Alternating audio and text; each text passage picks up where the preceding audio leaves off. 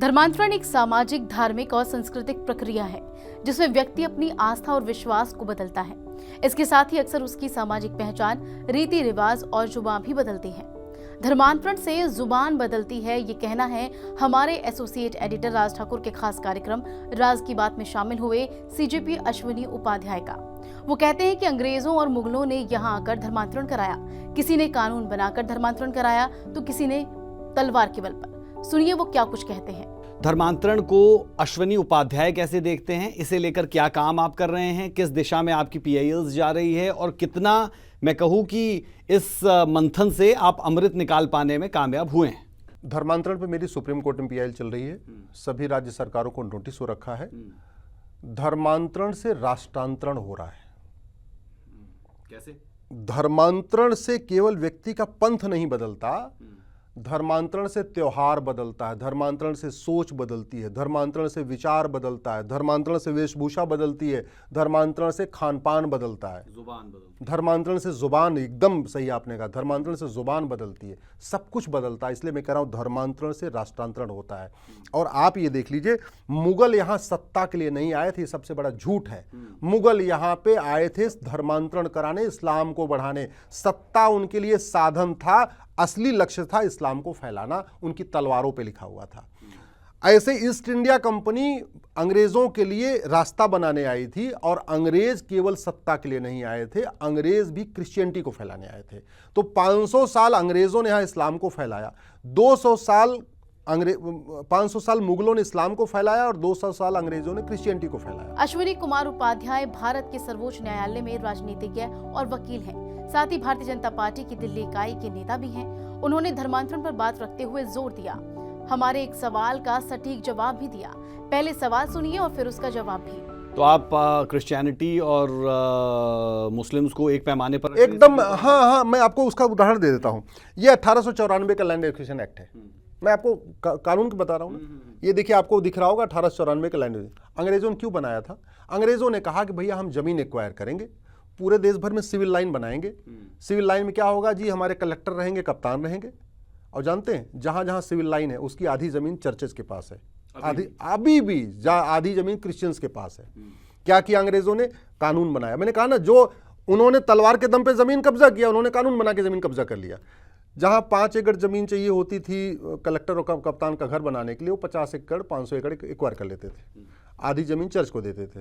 वहाँ हॉस्पिटल खुल गया, वहाँ स्कूल खुल गया, मिशनरी स्कूल खुल गया, मिशनरी हॉस्पिटल खुल गया। क्यों खुलवा दिया? मिशनरी स्कूल में पढ़ा के कन्वर्ट करना है और मिशनरी हॉस्पिटल में इलाज दे के कन्वर्ट करना है। करना क्या था? यहीं की ज़मीन, यहीं के नौकर, यहीं के मजदूर, सीमेंट भी हमारा, बालू भी हमारा, मजदूर भी हमारे, मिस्त्री भी हमारे, आर्किटेक्ट भी हमारे, सब कुछ, और ज़मीन हमारी। और हॉस्पिटल किसका? Missionary hospital. अरे अंग्रेज लेके आए थे क्या? स्कूल किसका? Missionary school. अरे अंग्रेज लेके आए थे क्या भैया? बनाने वाले हमारे, मजदूर, सब कुछ हमारा। और किसका नाम हो गया? अंग्रेजों का चर्च लेके आए थे। उन्होंने जो खतरा किया, जिसका परिणाम आज भी भुगतना पड़ रहा, और अच्छा आपने सवाल किया, इस पे लोगों को पता ही नहीं है। 99 साल की जमीन पे लीज दिया सबको उन्होंने, क्रिश्चियंस को, और सबकी जमीन लीज पूरी हो चुकी है। जनरली 1899 1900 तक ये जमीनें बांटी गई, तो 2000 आते आते सबकी लीज पूरी हो गई। माइनॉरिटी यानी अल्पसंख्यक, ये वो लोग होते हैं जो किसी देश या समाज में संख्या के लिहाज से कम होते हैं। लेकिन केवल संख्या कम होना ही नहीं, बल्कि उनकी भाषा, धर्म, संस्कृति या जाति भी अलग हो सकती है। जैसे भारत में मुसलमान, ईसाई, सिख, बौद्ध, जैन आदि समुदाय अल्पसंख्यक माने जाते हैं क्योंकि उनकी संख्या हिंदुओं के मुकाबले कम है। लेकिन अल्पसंख्यक कौन होते हैं, इसका सटीक जवाब सीजेपी अश्विनी कुमार उपाध्याय ने दिया। दुर्भाग्य हमने क्या किया, वो जमीन वापस तो लिया नहीं, हमने क्या किया, माइनॉरिटी कमीशन एक्ट और बना दिया। अच्छा। 1992 में सोने पे सुहागा। हमने इसको भी चैलेंज किया हुआ है कोर्ट में कि ये माइनॉरिटी कमीशन खत्म होना चाहिए, माइनॉरिटी फिल्मिस्ट्री खत्म होनी चाहिए। भारत के संविधान में माइनॉरिटी शब्द कहीं डिफाइन ही नहीं है।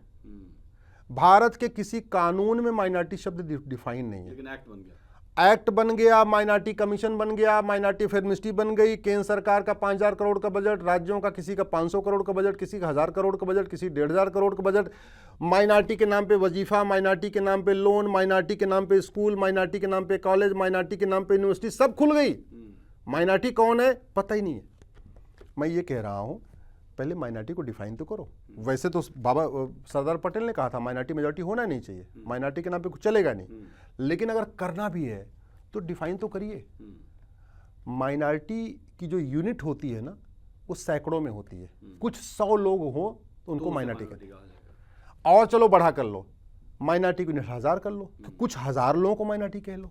हम कह रहे हैं और बड़ा कर लो, भारत बड़ा है, कुछ लाख लोगों को माइनॉरिटी मान लो, करोड़ तो माइनॉरिटी की यूनिट नहीं हो सकती ना। आपको बता दें कि भारत में धर्मांतरण की प्रक्रिया बहुत पुरानी है। मुगल काल में भी इस्लाम को फैलाने के लिए धर्मांतरण की कोशिशें की गई थी। मुगल शासकों ने इस्लाम को अपने राज्य का मुख्य धर्म बनाया और कई बार सामाजिक और राजनीतिक कारणों से भी धर्म बदलने को बढ़ावा दिया था। वहीं ब्रिटिश शासन के समय धर्मांतरण एक बड़ा विवाद बन गया था।